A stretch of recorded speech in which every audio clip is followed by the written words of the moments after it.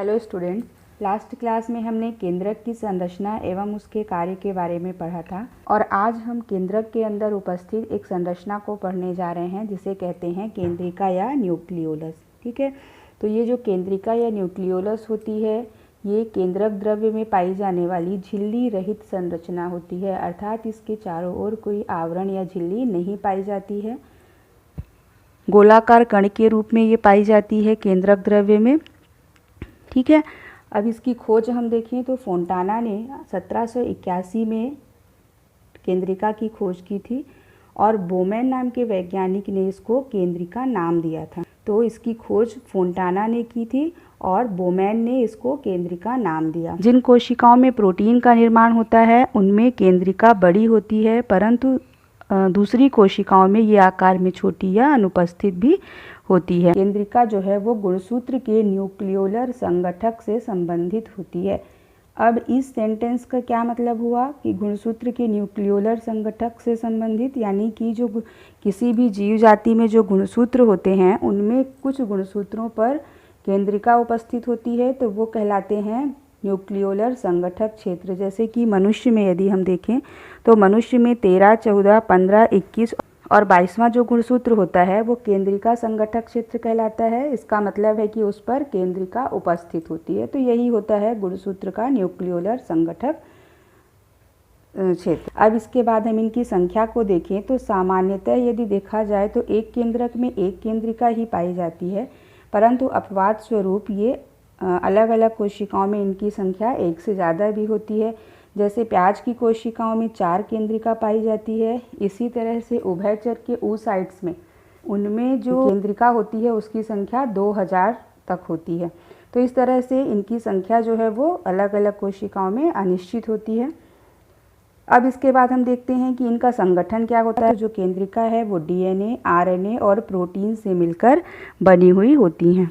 अब इसके बाद हम केंद्रिका की परासंरचना या अल्ट्रा स्ट्रक्चर को देखें तो इलेक्ट्रॉन माइक्रोस्कोप से देखने पर एक केंद्रिका इन 4 भागों से मिलकर बनी हुई दिखाई देती है। तो यहाँ पर मैंने एक छोटा सा ये डायग्राम बनाया है, इसको देखकर हम लोग इसके संरचना को समझेंगे। तो पहला इसका जो भाग होता है वो रेशेदार भाग या फिब्रिलियर रीजन कहलाता है। केंद्रिका का यह भाग राइबो न्यूक्लियो प्रोटीन तंतुओं से मिलकर बना होता है। तो ये भाग जो है वो तंतुमय या रेशेदार भाग कहलाता है। सेकेंड इसका हम भाग देखें, यहाँ पर हम देखते चलते हैं। ये देखिए इसका फर्स्ट भाग जो तंतुमय संरचना से बना हुआ है ये फिब्रिलर पोर्शन होता है। ये तंतुमय भाग भी कहलाता है या रेशेदार भाग भी कहलाता है। तो ये राइबो न्यूक्लियो प्रोटीन तंतुओं से मिलकर बना हुआ होता है। सेकेंड जो इसका भाग है वो दानेदार भाग या कणिकामय भाग या इसको हम ग्रेन्युलर रीजन बोलेंगे। ये जो भाग है ये राइबो न्यूक्लियो प्रोटीन कणों से मिलकर बना होता है, कणिकामय भाग है। तो यहाँ पर हम लोग देख रहे हैं ग्रेन्युलर पोर्शन, ये जो कणिकामय भाग है कण के समान जो संरचनाएं दिखाई दे रही हैं बीच बीच में केंद्रिका के अंदर, ये कहलाएगा ग्रेन्युलर पोर्शन या दानेदार भाग। तीसरा जो भाग होता है केंद्रिका का वो कहलाता है प्रोटीन भाग, यानी कि प्रोटीन रीजन इसको बोलते हैं। ये केंद्रिका का तरल भाग होता है जिसे हम मैट्रिक्स भी बोल सकते हैं। तो यहाँ पे आप लोग देख रहे हैं अंदर वाला जो भाग है जो तरल भाग होता है केंद्रिका का वो कहलाता है मैट्रिक्स। ये प्रोटीन का बना हुआ होता है।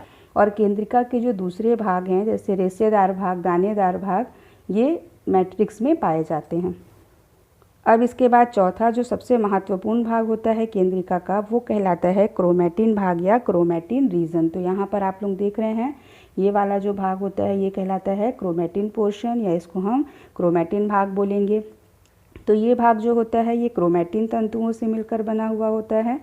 क्रोमैटिन तंतु जो होते हैं वो एक जाल के जैसी संरचना बना लेते हैं।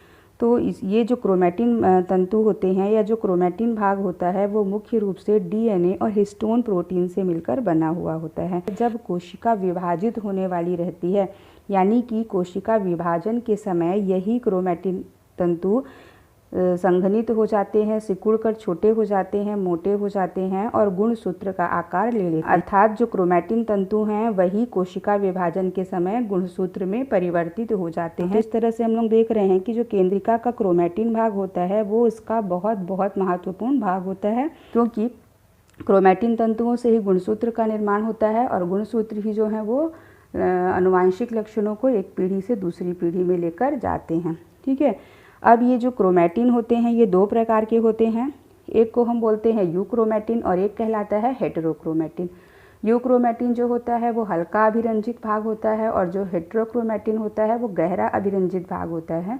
तो जो यूक्रोमैटिन होता है वो केंद्र मध्य में उपस्थित होता है, ठीक है, और हेटेरोक्रोमैटिन जो होता है वो परिधीय भाग में पाया जाता है।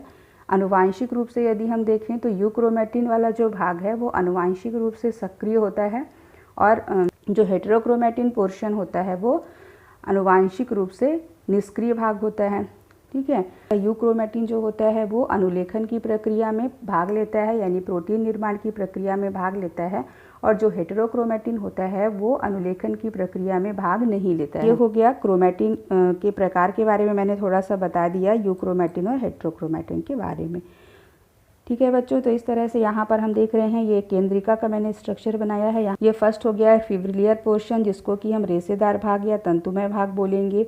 सेकंड हो गया ग्रेन्युलर पोर्शन, ठीक है, कणिकामय भाग जो कहलाएगा, जिसको दानेदार भाग बोलेंगे। थर्ड हो गया इसका प्रोटीन भाग जो कि मैट्रिक्स कहलाता है, और फोर्थ है क्रोमैटिन पोर्शन या क्रोमैटिन भाग। तो ये चार प्रमुख संरचनाएं जो हैं वो केंद्रिका की परासंरचना में दिखाई देती हैं।